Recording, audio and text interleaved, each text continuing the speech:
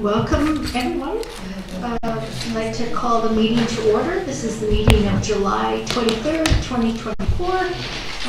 Councillor, could I have a territorial acknowledgement, please?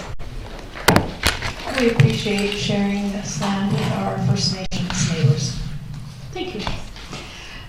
We have the agenda approval. I just wanted to add public participation before the report for action. Are there any other additions or omissions? If not, I'll take a motion to approve the agenda as amended. Moved by Councillor Donaldson, seconded by Councillor Epp. All in favor? Opposed? Carried. Thank you. We have the reports for action on page 3. CAO Payette. This is the Fire Hall Feasibility Study Award of Contract. So this is to bring forward the information regarding the Fire Hall Feasibility Study Award of Contract.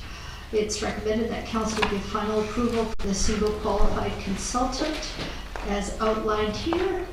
CAO Payette, did you want to add to that? I just wonder if you wanted to have public participation before. Oh yes, that's right. I'm sorry. Yeah, I added it and then forgot. Does anybody from the public?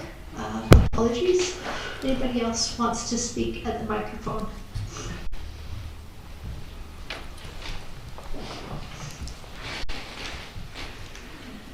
Jennifer Burgess, 3837 Duke Road. I just want to give appreciation for the stage that this has finally come to, and I'm sure there are a lot of us in the public who will be very keen to keep following the stages and hope that this consideration of our new fire hall development will go as fast as possible. Thanks very much. Thank you.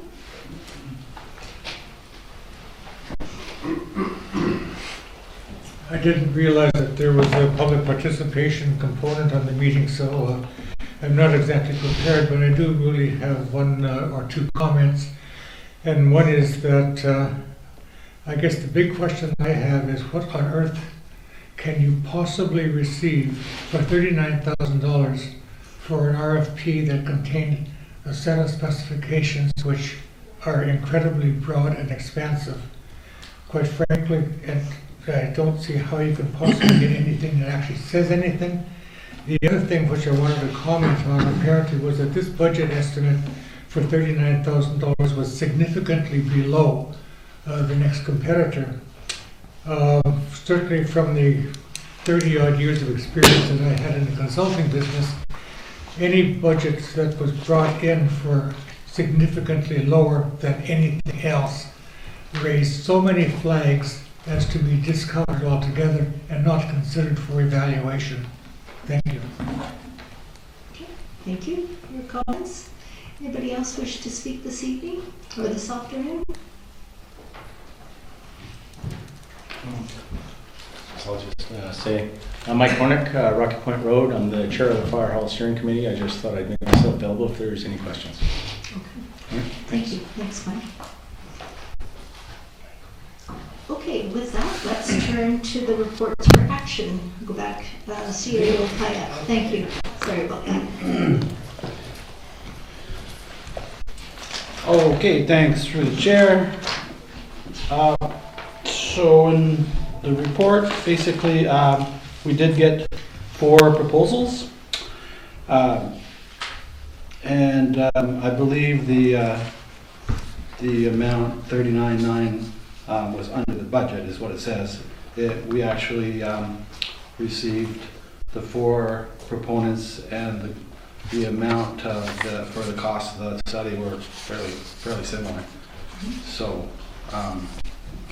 actually, this wasn't the best. This was actually maybe a couple $100 more than the lowest, but it had a bunch more value-added aspects to the studies, and it also included a separate cost analysis from a costing company, so which was valued at $4,000. So for those reasons, our committee the steering committee are here today. We went through the criteria and the scoring, and it scored the best. So we are recommending this for approval. and open for questions. Oh, and sorry, and I did reference checks, quite a number of reference checks. They had a number of fire halls that they had built in the province over the years. So I called a number of municipalities and had some good dialogue, not only about the proponent, but also about the process of the study and interaction with the public, and actually learned quite a bit through the reference checks, but all the reference checks were suitable. So, yeah. That's great. DC Henning, and Chair of the Feasibility Committee, did either of you want to add comments at this time, or just be there for questions? Questions?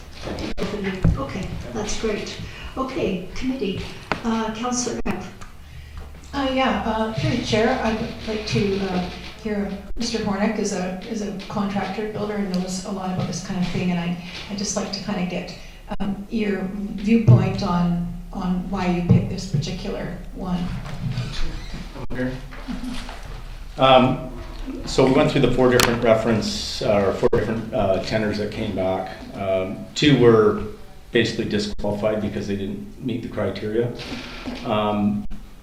Not to mention their pricing was in excess of the two selected. So there was two qualifiers who were pretty close dollar-wise. I think that I think the one was a little tiny bit lower, but there's a lot of value adders in the one that we scored highest. They've got a massive background in fire halls. They've built, I don't know how many, like upwards of a dozen maybe, or something to that effect.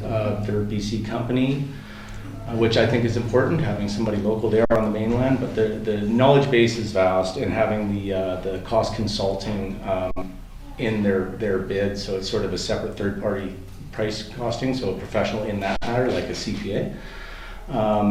It just was really hands down, and not just dollars, but the price was good too. It was, so out of four bids, this would have been the one up from the bottom cost-wise, but qualifications are vast and background is vast. And I think that's why they're able to put together something, because they've done this so many times. They're definitely specialists in fire halls. I think it's the right choice for many reasons, not to mention the price was good. Great, Councillor thank you. Epp, did you want to have another question? No, I think that's great. Well, maybe you're also a firefighter. I'm not, but Oh, not contractor. Yeah. Too, but so thank you, and so and maybe we can have the firefighters' opinion about what they think the RFP. Thank you.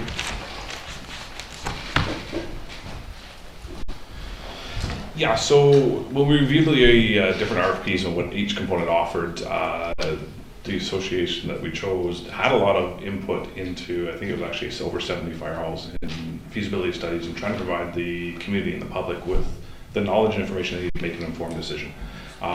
So us in that steering committee, and that's what our choice is. Like, we're not saying we want to build this specific building in a specific way or these specific options, just to be able to put out on the table that we have all these different options that we can look at. And that's the intent of that feasibility study, is to try and put that together and have a package together that we can do. So I think it's a wise choice on what we're going with. Okay, thank you. Okay. Anybody else wish to have comments? I do have Councillor comments. Donaldson, go ahead. So to the CAO, through the chair, this company obviously has rave reviews from the two people that have spoken with the feasibility studies for service and their background, and reading a little bit of the literature here. I'm just wondering if those studies they've done previously were of the same cost and magnitude. We're a very small community. It was a $40,000 contract. Were the others, other ones that they did through the reference checks, were they similar? Yeah, through the chair, they have done facilities that were $20 million over the years, and they've done a number of facilities that were in our kind of area, size and scope. I would say maybe 50-50. So, and it's kind of interesting, like over the years, how there's cost escalation. So, a facility 10 years ago would have been $4 million. Now it's probably twice as much. So, I did ask those kind of questions, like the size of the building, and the year it was built, and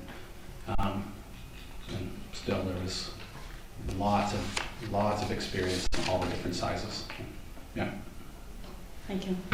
Yeah, additional questions? Want me to stand up here? Councillor Donaldson, did you have any No, questions? so not right now. Okay. Councillor Gray? What was the smallest one they built cost-wise? Oh, maybe. Well, they've done there's quite a number of studies they've done, for starters, for small municipalities our size. Building-wise, I believe I remember 2.5 million, 4 million, that range, and then 10 million and 12 million. Langley, they just completed, comes to mind. Yeah, so. Thanks, that's you just left us hanging with 20 million. So 20 million. appreciate hearing some other numbers, thanks. It's a lot of numbers. But yeah, so in this case, they're doing a scoping study, and a lot of the references were just basically the studies. They weren't actually carried through or whatnot. So. Councillor Schuch and then Councillor Donaldson. Thank you, Mayor Little, through you. I may be missing something, but I don't see in the RFP document. Sorry, first of all, I just want to thank everyone who's been involved in the Firehouse Steering Committee, Mr. Hornick and DC Henry, thank you very much, and the rest of the members. I could be wrong, but I don't see anything in the RFP document that talks about seismic matters. Mm-hmm. Now, I'm assuming, though, that is just baked into the process when you're developing a building, and there's probably even standards for fire halls that must be adhered to. Yeah. So I'll just answer that with the location, like the location in the proposal, and then maybe we'll have DC talk a little bit about a previous review that was done. Okay. So just a sec. Sure.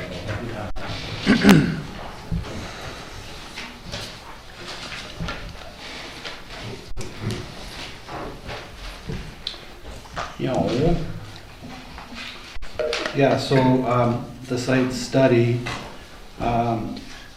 impact on building, footprint, grading, and other features.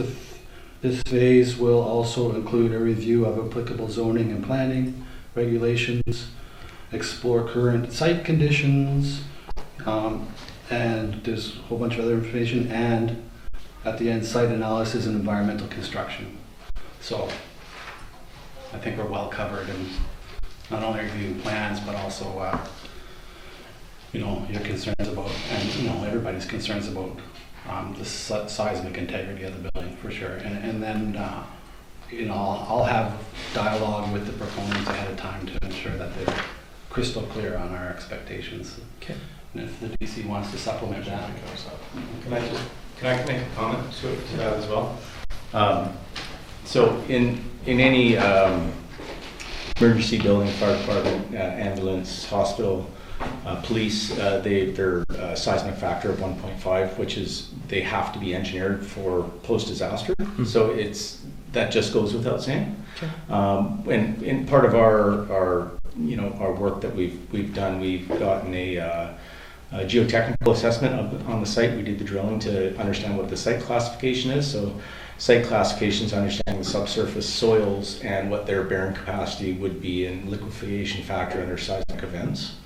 And in addition to that, we also got a structural engineer's review on the existing apparatus bay to see, sort of what status it's at currently, what design it was built to, and whether or not there was a potential to do seismic upgrades to that existing structure to retain it, or would it need to be reconstructed with the firewall? So we've actually done some of the work for the feasibility study already, so we'll be able to supplement them with that design. But I think to answer the question is that it just goes without saying it's a post-disaster building and it's a firewall. That'd be building code requirements. Thanks. Okay. Did you have additional questions, Councillor Schuch? Councillor Donaldson and Councillor Eck. Thank you. Through the chair to the CAO. So we're looking at a couple different components. We're looking at a complete new build. Are we looking at a phase in of maybe enhancing the apparatus bay so that it is seismic more sooner than later? Or are there different components to the RFP? It is, as one of the residents said, it's a very broad document, and I'm just wondering, will this company be able to give us sort of like 3 different concepts of what we might look at? Yeah, an options analysis. Yeah. Okay. Yeah. Okay. Yeah, that's how they address it, options analysis. Thanks. Okay.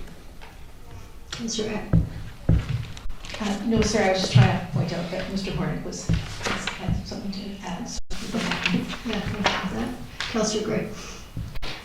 Thank you.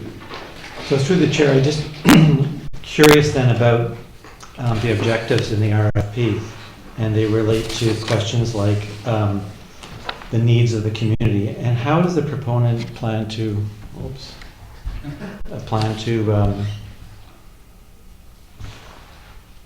answer that question, or how do they do that? I was under the impression, and perhaps as Councillor Schuken was, that we were contemplating replacing the hall because of the seismic question. Is there some other need that we're looking at? Some other need besides the mold in the building and the roof that continues to leak. Those kind of things that will be addressed as well.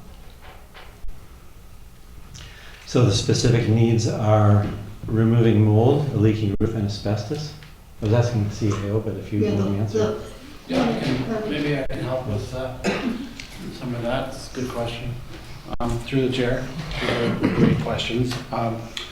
And so there'll be, at the beginning of the exercise for the study, there will be a needs analysis done with the fire department and the committee, and to look at what the needs are versus what we currently have in place. And I believe that maybe is the language you're looking at there. And so yeah, it's specific about community need. It actually doesn't mention anything about mold and other things which would relate to the fire hall itself. And I was curious about how community need is measured, or where will they go to get the information, or what's the data used that they're going to look at? Yeah, well, I think through that it needs analysis through the committee, and I can't remember if there's public engagement at the beginning or at the middle of the process. It's in the document. I don't in our document? No, and proponents. And so I believe there'll be some research done to engage what the community needs are, for sure. We don't exactly know like I would have imagined it would be things like that it can hold so many fire trucks. The need, that would be the need. Oh, or yeah. Or you're saying how many? Are they going to tell us how many fire trucks we need? Mm-hmm. Yeah, based on regulations and fire regulations versus our data of calls, that'll be in the needs analysis, I would think. I'm going to the question, I guess, here that, as was commented on, the breadth of the study here. And I'm just curious, is the person or the company coming back and saying we have enough fire trucks, or we need more fire trucks, or fire trucks are the wrong type, we should sell one, buy another in order to house it? How broad is the examination that's going to be done? Or is it to house our current fire trucks and our current staff? Isn't this is a fire hall, not fire truck, but fire hall accessibility or feasibility study? Yeah, I would think it'd be based on our current assets. I don't think there's going to be speculation too much about if we have the right number of fire trucks. I believe if we didn't, we would know that right now. Yeah, I'm just saying we're talking, but I'm just saying that. Yeah, that's why I'm surprised to see the sort of details in the document suggesting they're going to be looking way bigger than what I think we're particularly wanting here. And the language is here without being able to see the other, and talking about, for example, impact of future densification, which I've raised before. It's as if they're looking to build a fire hall for a community that isn't in Chosen, but somewhere else possibly. So that's that. Maybe the next question, there was an issue here about that I'm wondering in the proposal, how do they describe how they're going to review the district's financial capacity to undertake the project? What will they do? Is that they want to look at our books, or are they going to talk to the Municipal Financing Authority, or how do they determine how much we're prepared to pay? I don't Page, I don't have an answer to that. They'll do whatever they do as consultants to determine our feasibility. so we don't know how they're going to review the district's finances. Well, they can look up our annual reports and our financial plan and our 5-year plan for sure, but they could also ask questions of the CEO and the CFO. It's not a closed process, right? Yeah, I'm just interested, on the one hand, they're proposing to tell us the prices, and then they're going to tell us how much we're prepared to pay, and it seems like a bit of a conflict in terms of the work to be done.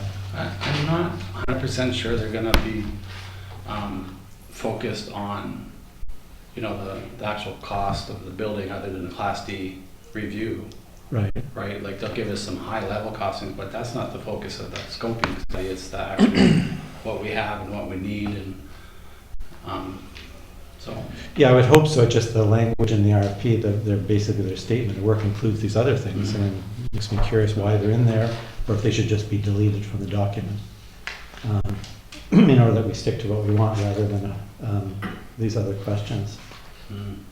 I think with the feasibility study, they're looking at the capability, they're looking at the possibility of getting something done, something achieved, something that is reasonable. That's what the feasibility study means.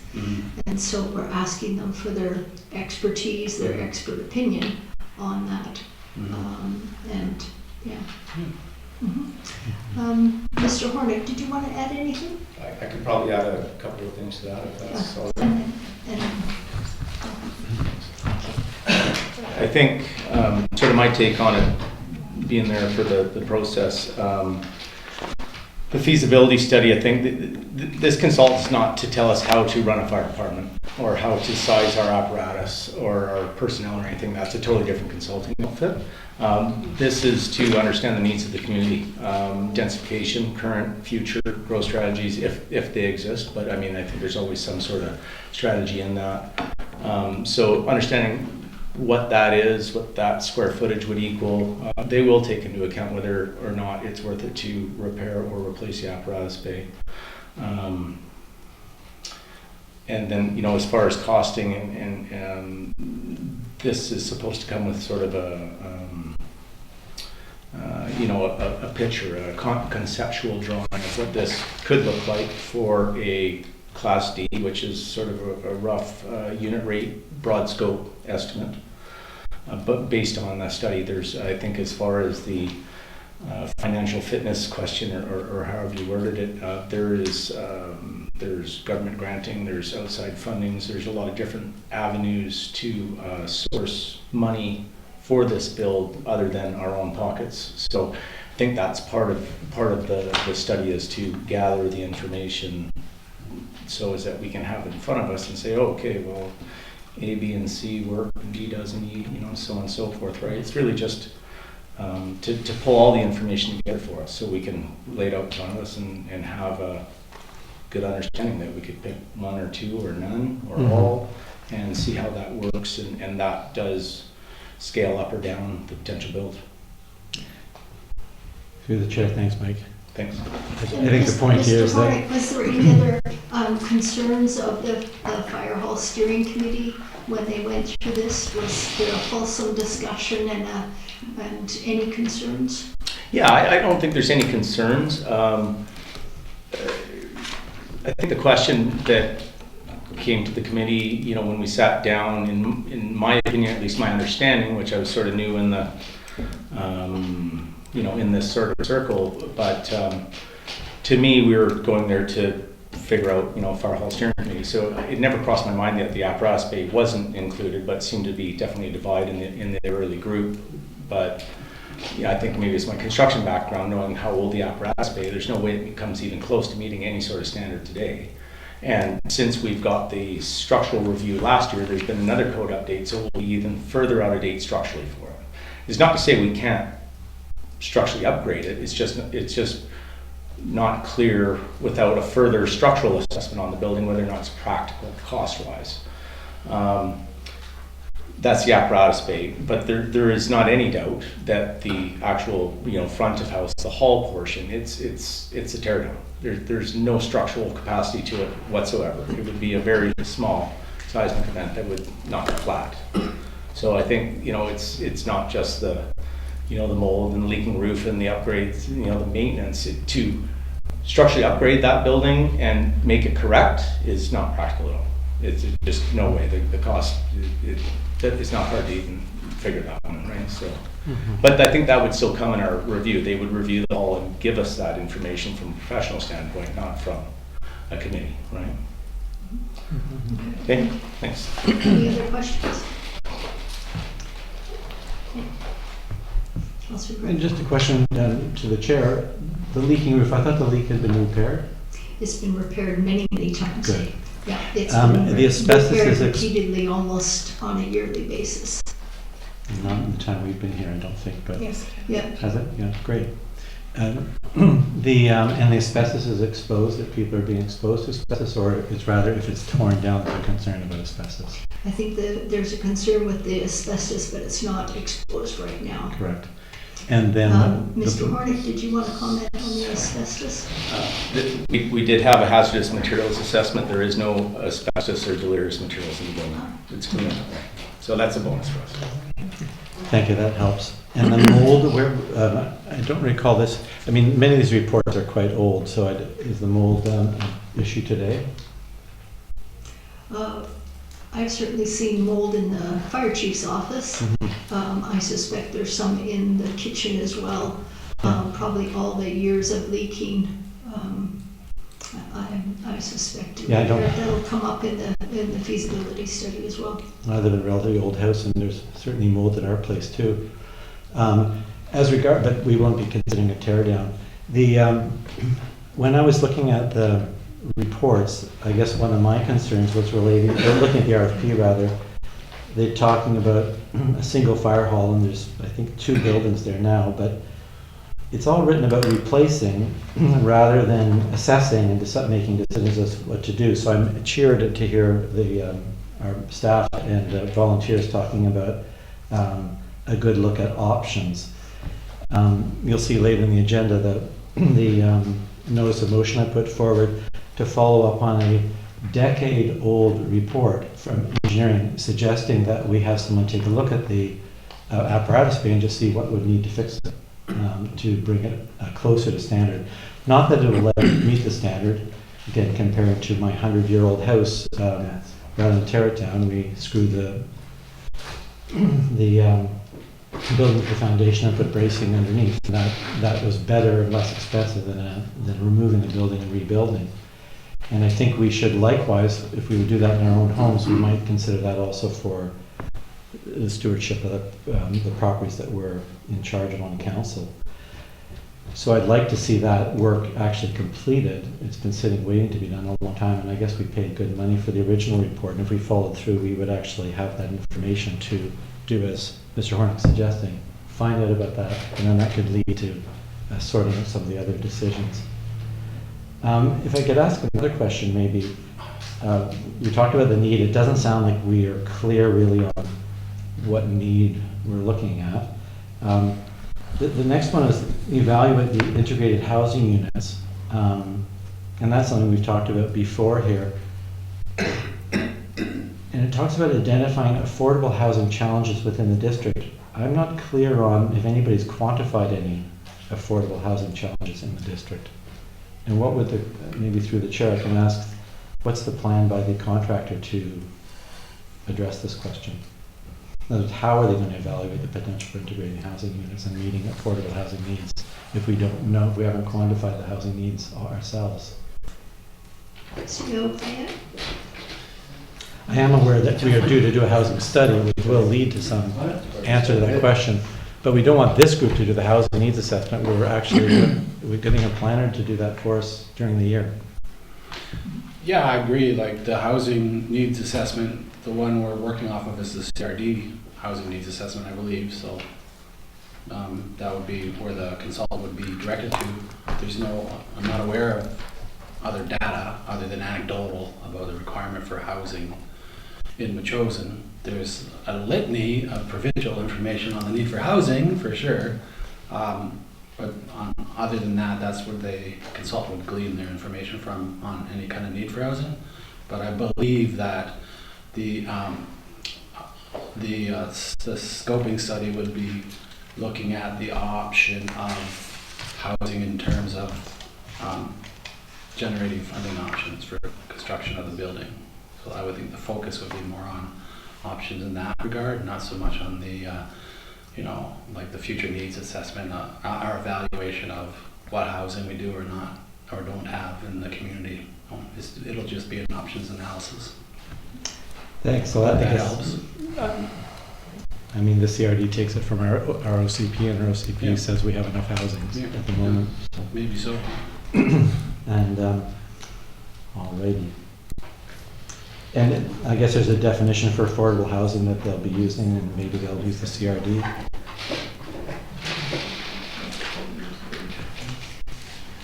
Anybody else have any questions? If not, on page 3, we have a recommendation to council. Oh, go ahead, Councillor Gray.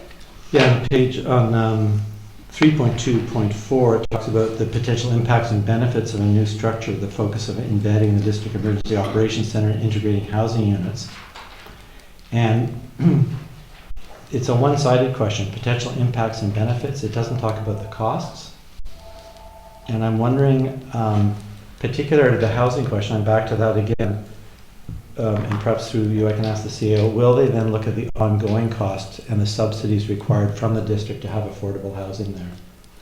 Because once we have, if we were to build housing, somebody's got to, if it's going to be affordable, it needs to be subsidized, and presuming that would be a cost falling to us.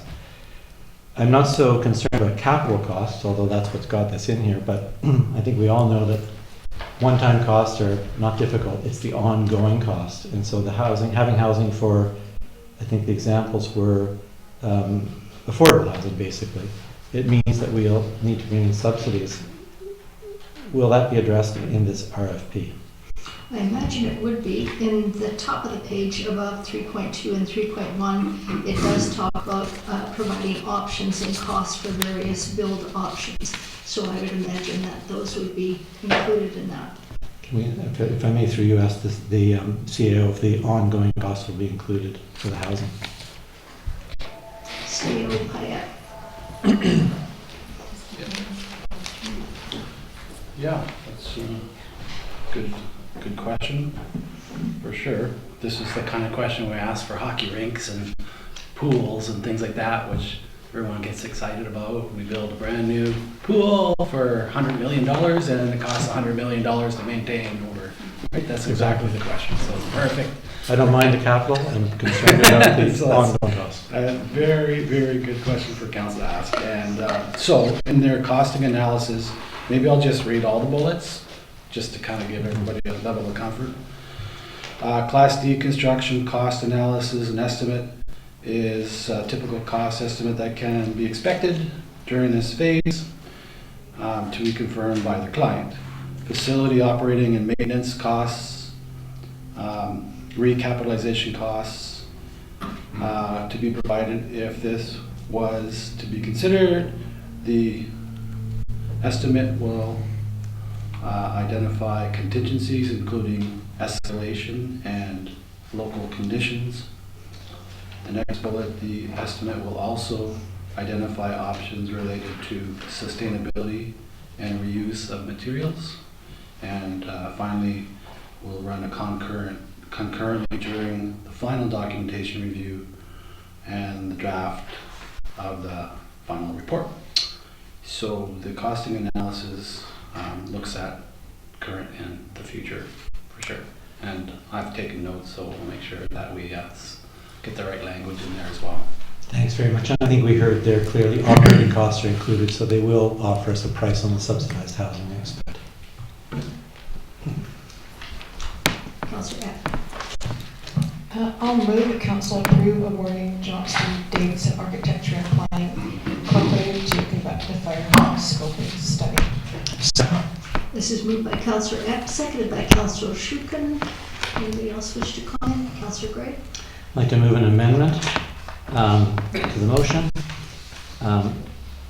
that in addition, the CAO delete 4.1.9.2 and negotiate a reduction in the contract price. A second for that? 4.1.9.2. 9.2.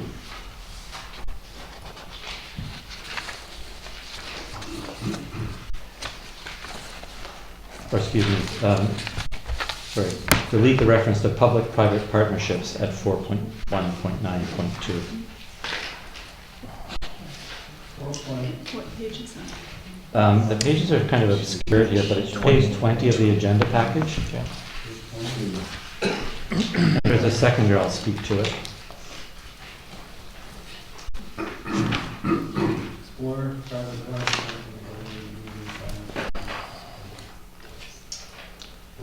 Those is simply to remove the reference to public-private partnerships. That's a circumstance where a private company owns the builds it, owns it for a number of years, and then when it's run down, they transfer it back to the public.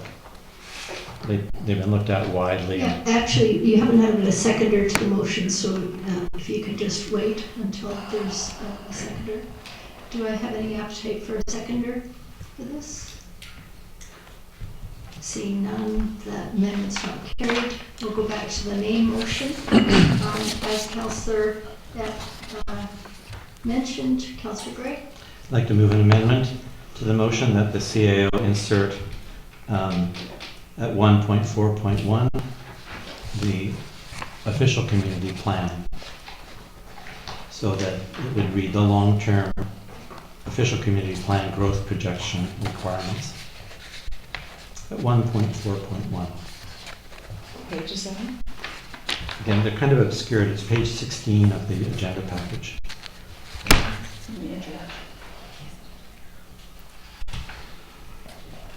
So I'm working here to get this lined up with our OCP.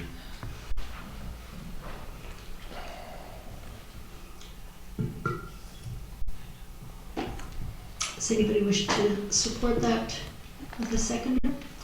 I will. Second for discussion. That's seconded by Councillor Donaldson. Discussion. What I'm wanting to do here is be sure that we're taking a look at this project in the context of Metchosin and our plans for the future. I recognize the OCP is dated and limited, but there's a lot of material there that explains that we're not densifying the community. We're intending to until an OCP is reviewed. Councillor Donaldson, did you want to motivate it up? Yeah, I think it's an interesting thought in regards to, and one of the things that I was wondering is, we're talking about in the future, we're just building it for now, but are we going to build it 50 years out, right? And so that would encompass what is the densification of our community going to look like. And we know right now that the projections of the OCP are not what we thought they were going to be. So I think it's valid. I think it's 10 and 25 years we're looking at for absolute sure. Councillor Schuker. It seems like Mr. Payette has something to add to this, and I'd be curious to hear his thoughts. Yeah, Mr. Payette.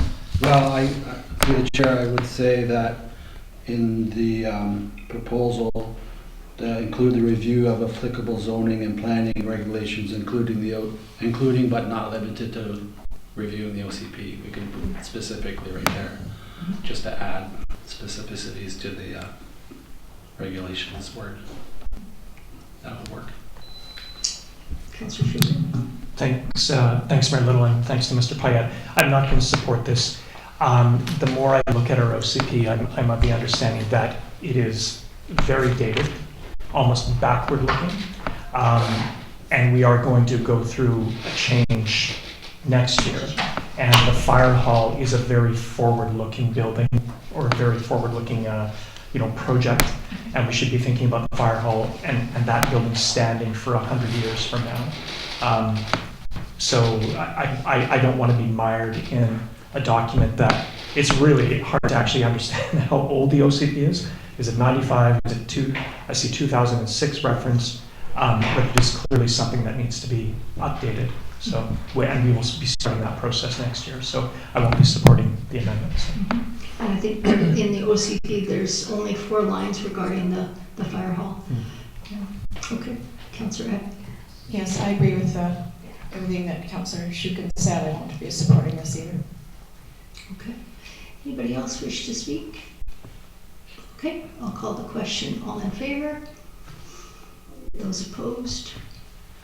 That motion is defeated. Going back to the main motion of the council approve awarding Johnson and Davidson Architecture and Planning to conduct the fire hall scoping study. I'd like to move an amendment that the CAO delete the words impact of future densification in 1.4.1.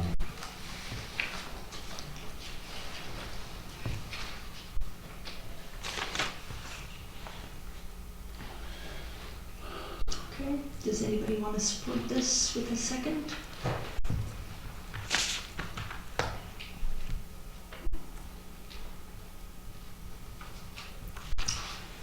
Okay, seeing none, there's no, that won't be supported. Going back to the main motion. Anybody wish to speak? Councillor Gray? Yep, I'd like to move an amendment to delete the reference on 2.1 to a 4.5 acre lot.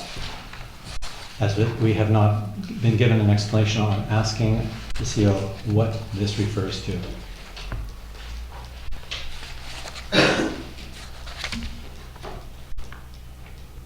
What it refers to is that the building is approximately 400 square feet and it's on a size lot of 4.5 acres. That's the entire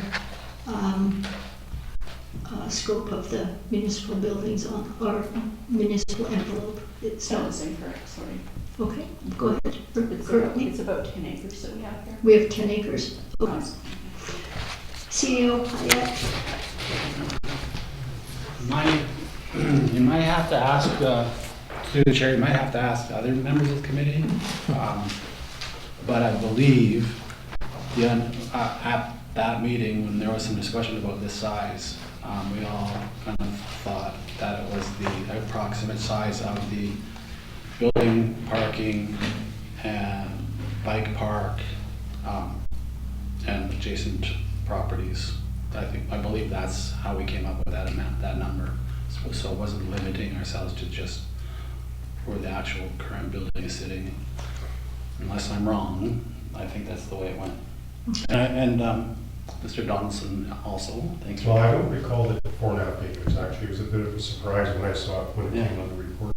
Yeah. So certainly, maybe So- I was sleeping at the switch that night, but I was surprised myself when I Yeah. saw that number. So it's, you know, it's up to really council to decide the pocket we're working within, but for sure we're working with the building, the parking lot. Are we working with the bike park or not? I don't, you know, pretty much a council decision there. Do we want to limit it to just the size of the building currently, or do we want to give it a bit more room? And I think that's the essence of the discussion. So. Councillor Donaldson? Thank you.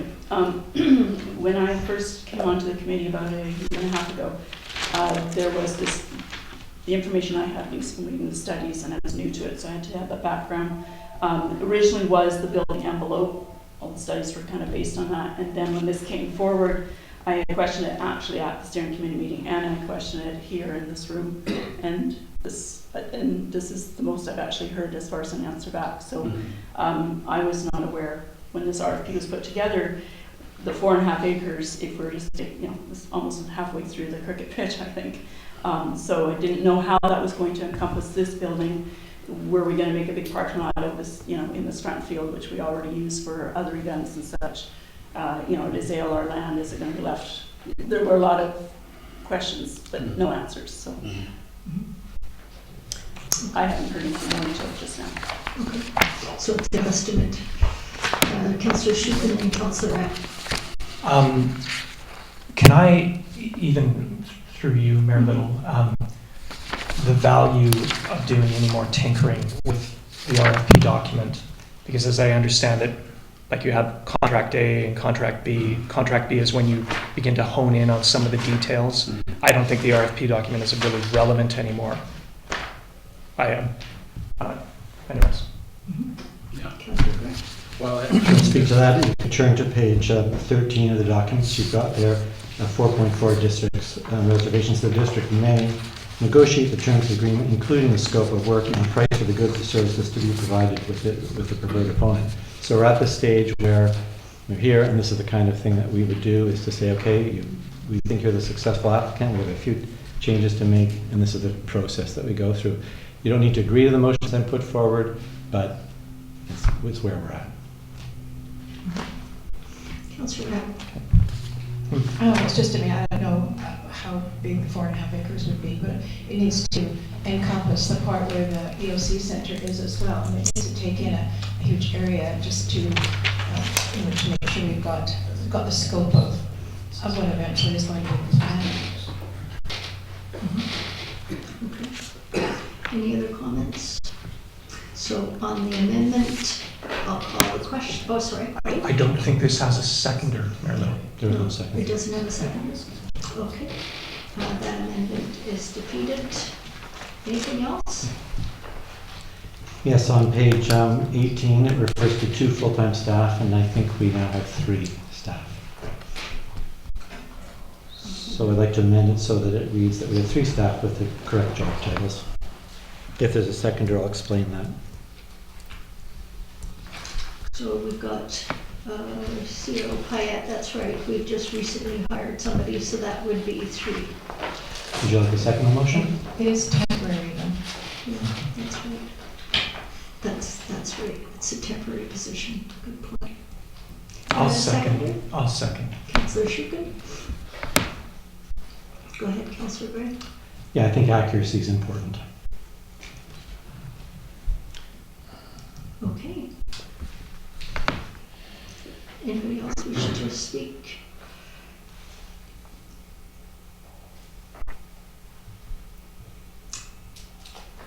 Okay. Oh, sorry, I will speak. I'm not going to support this. I think, again, 2 positions, 3 positions. We have a whole cadre of volunteer firefighters that filter in and out of that building.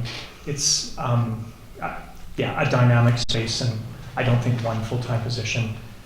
And as Councillor Epp mentioned, it's temporary, so I'm not in support of this. Sorry, if I may, it's not a temporary position, it's a full-time permanent position. The decision was made to hire an individual on a temporary basis, but the position is a full-time ongoing position. That was authorized in the budget, and I believe is what's happened, but the decision was reached at the administrative level to hire only temporarily. Okay. I'll call the question. All in favor? Those opposed? That motion is defeated. Anything else? Okay, back to the main motion. Yeah, go ahead. Yeah, I'm just curious. So if we pass the motion, there are some notice of motions coming up, and just in terms of the flow of the meeting, I'm wondering if we should deal with those before we vote on this motion.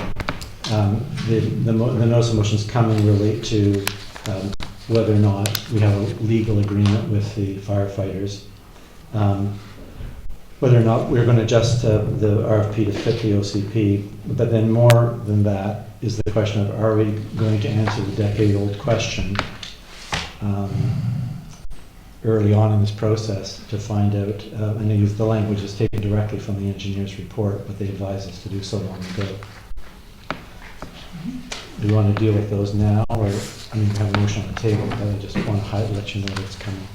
I think we'll deal with them when we get to them, Thank you. where they're placed on the agenda. I'll need to vote against the motion because we haven't dealt with these notice of motions. Okay. But I am supportive of the work being done. I'm just trying to get clarity. Of course, our position here at the table is different than staff, it's different than residents. We have a job to look at the entire picture and the big picture. Particularly, I'm thinking about minding the purse and getting the best thing we can for our community in terms of fire and safety and seismic upgrade and all that, but being careful about our taxpayers' circumstance. Mayor Little. Okay. Councillor Sheehan? I would ask for a call previous question, which I think is a request to call the vote. I think we've talked about this Yeah. quite a bit. So. Okay. I'm going to call the question. All in favor? Those opposed? Councillor Gray opposed. Thank you. Next on the agenda, we have BC Parks Foundation. This is on page 35 of your council agenda. Okay, so this is a rather ambitious multi-year conservation project, which is the Goldstream Conservation Corridor. The establishment of the corridor is for conservation and for interconnection in healthy native habitats. Working closely with the local family, the Matrosen Foundation and BC Parks Foundation have successfully facilitated a conservation outcome for the 32 acre parcel. And we have a letter here on page 35 from the BC Parks Foundation requesting property tax exemptions, an exemption from that. There is numerous benefits to the community as outlined on page 36. Do I have any questions regarding that? Councillor Gray. I'm going to support the motion that I see in the agenda package, but I'm curious.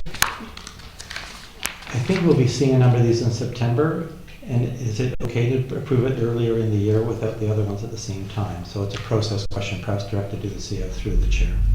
Yeah, I think we can approve it now, and then it will be reassessed in November. Councillor Donaldson? October. Okay. Sorry, reassessed meaning? With all of the other applicants, they'll be endorsed or denied in October. Sorry, so we approve the tax exemption today and they may potentially remove it in November? Well, if that's the will of the council in November, we wouldn't omit it because it's a comprehensive report from the staff. It would be included, I imagine. Would that be so? Yes, I'm seeing nodding of heads. Councillor Schuch. Mayor Little, I'm in support of this, and in fact, I was, I get something like this, and I say to myself, well, why not support this? And I could find no good reason why not to support it. I think I looked at the assessed value of the larger property, which is 52 acres. It was something like $2.5 million with the house. 32 acres is going to be a big drop in that, especially as there's no dwelling there. So at the end of the day, I don't think this actually amounts to much, but it is a contribution we can make to a foundation that has bought something which I think reflects the values of this council. I do have one question. Why is it coming to us now? And there might be a good reason for that.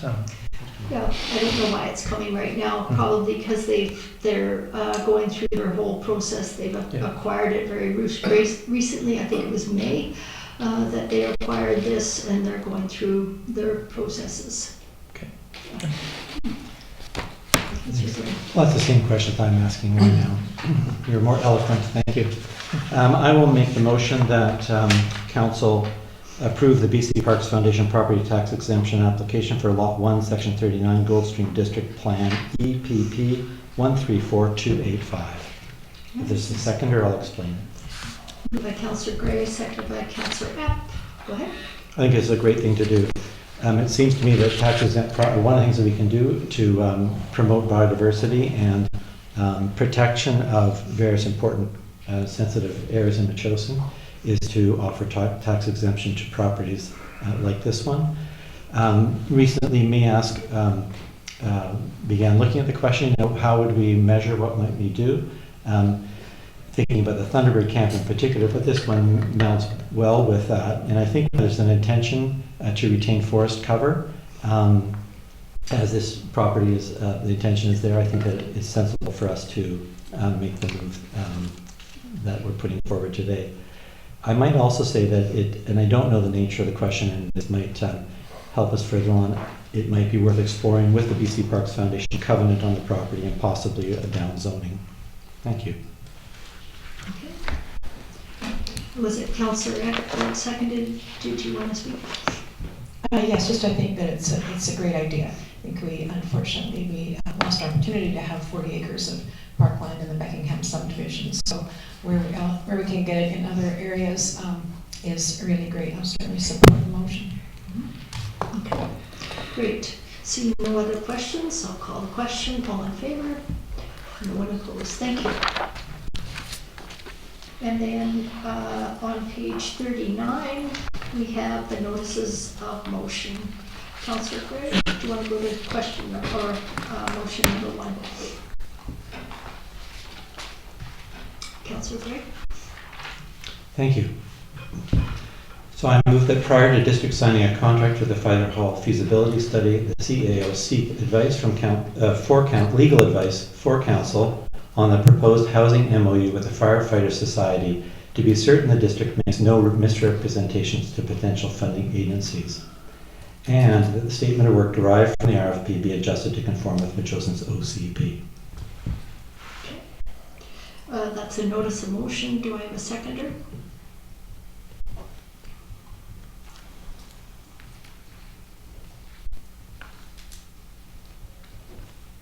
Okay, that motion is defeated. Do you want to go on to number 2?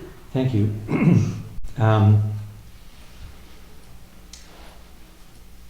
That the CAO ensure that as a next step regarding the fire hall, a detailed seismic upgrade plan of the apparatus bay building is prepared with sufficient detail that a qualified general contractor could provide order of magnitude costs to help better inform a decision on any upgrades. Mm-hmm. And do I have a seconder for that?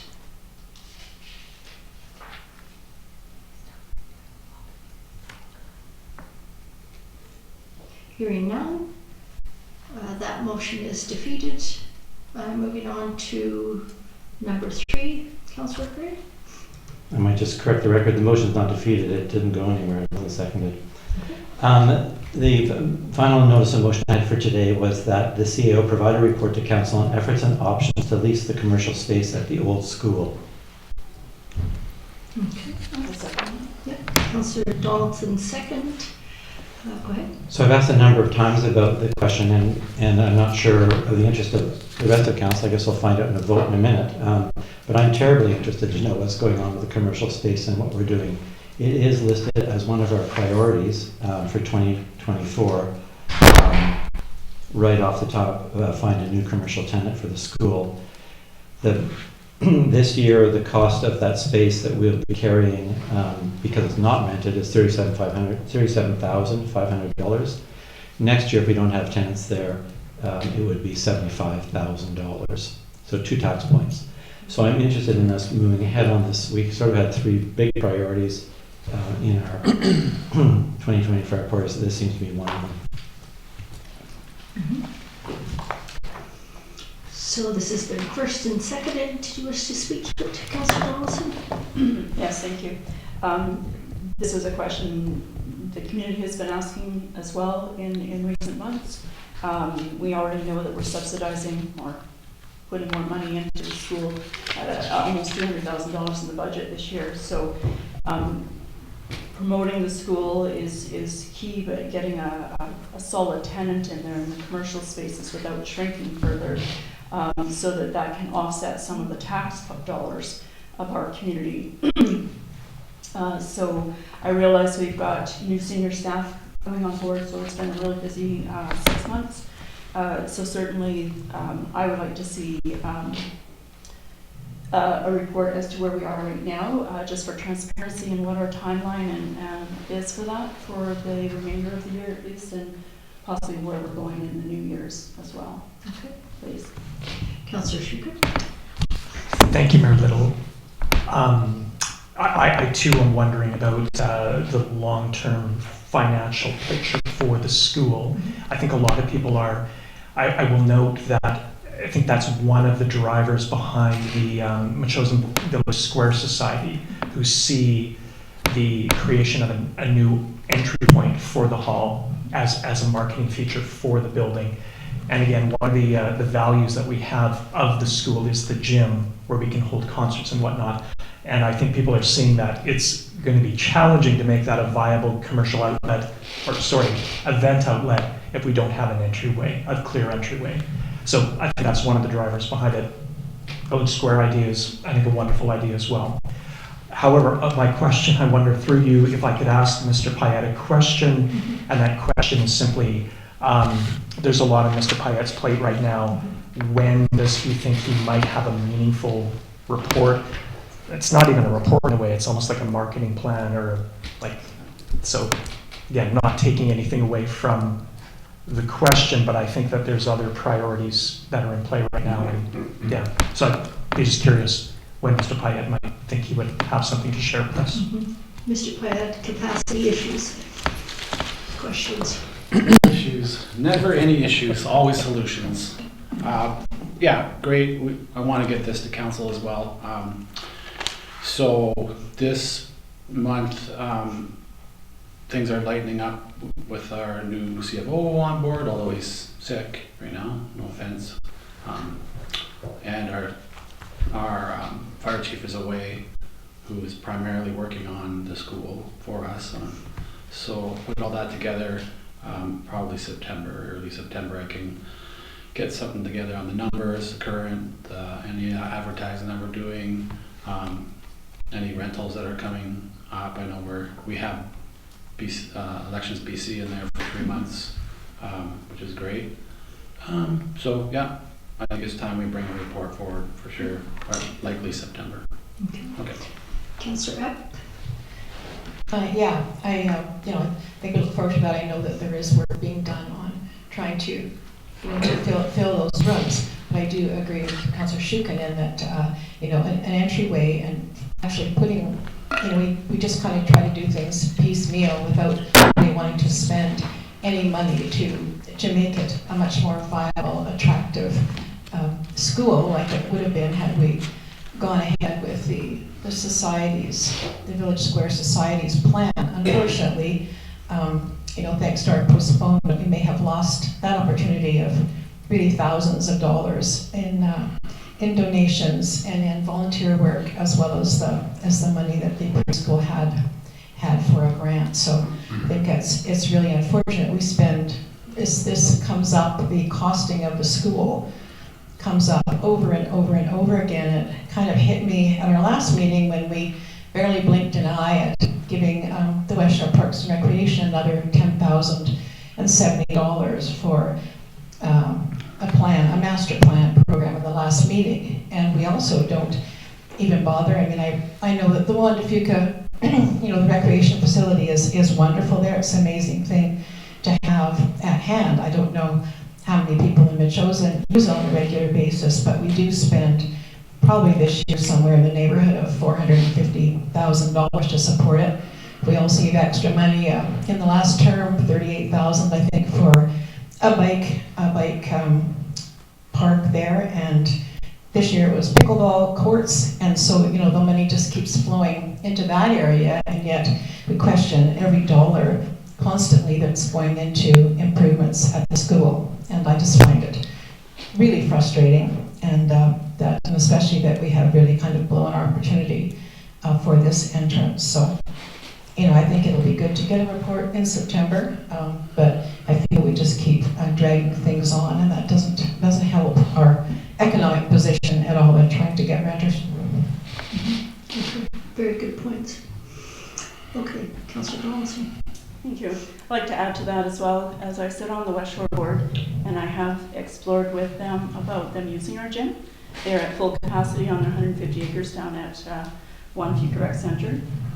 They are looking at more satellite recreational facilities throughout the West Shore, Langford and Colwood.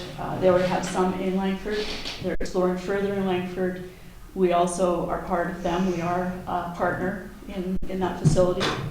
And I have mentioned to them more than once that we do have a gymnasium, and I know that the CAO has also met with them, so hopefully they can do something with our currently empty gym that has $1 million invested in it. Get some return to that money. Yep. Councillor Epp. I did mention at the last meeting too that we put $1 million into it. For that, we didn't put $1 million into it. The provincial and federal governments put nearly $1 million into it, not much of. Well, they are tax dollars grants. Councillor Burke. So just bring us back to the motion. My interest in doing this is actually looking at raising money. Renting the space, the commercial space where Instinct Training was, to assist in all the expenditures that we're discussing. Mhm. Yeah, I think everybody understands that. Points well raised, yeah. Okay, I'll call the question on that kind of motion that the CA provide a report to council on efforts and options to lease the commercial space at the middle school. All in favor? Opposed? No one opposed. Thank you. Thank you. Okay, with that, we have a motion that the meeting be closed to the public under section 91 of the community charter to consider legislative assistant Ms. Miller. Could you go ahead, please? Yes, section 90.1 of the community charter to consider personal information about an identifiable individual who holds or is being considered for a position as an officer, employee, or agent of the municipality or another position appointed by the municipality. B, personal information about an identifiable individual who is being considered for a municipal award or honor or who is offered to provide a gift to the municipality on condition of anonymity. K, negotiations and related discussions respecting the proposed provision of a municipal service that are at their preliminary stages and that the review of the council could reasonably be expected to harm the interests of the municipality if they were held in public. Okay. This is moved by Councillor Shukin. Yeah. I wanted to see, and I excuse my ignorance, if we could add the section covering bylaws for a very specific and short update on a bylaw matter. I forget the number. No. Okay. I'm sorry. I'm Okay. seeing no from our legislative assistant Okay. through, she's channeling Tina as we speak. Sure. And related to the fact that we would need to advertise for that in advance. So this is a special meeting and we've advertised for those, Okay. A, B, and K. Yeah. Okay, I'll leave it there. Okay. Thank you. So I'll take a motion to close the meeting, moved by Councillor Donaldson, seconded by Councillor Epp. All in favor? Opposed? Carried. Thank you. Okay, let's close the meeting.